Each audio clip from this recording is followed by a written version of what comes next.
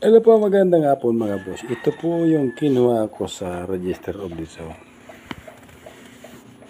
pinituran ko. Yan ang title number. Title number. Title number is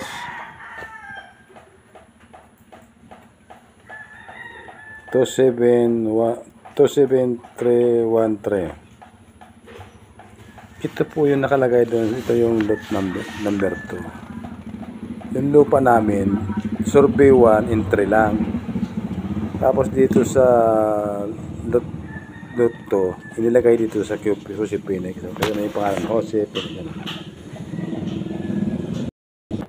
Teresita B. Aquino.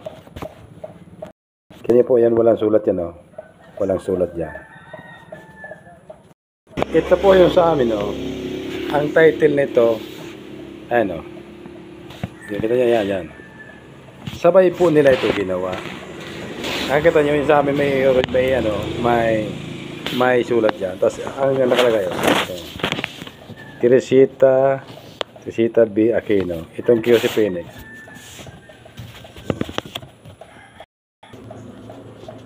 Teresita B. Aquino. Perfecto yung Jose Phoenix. Yung pang pinapik sa amin ng taga-Garrian.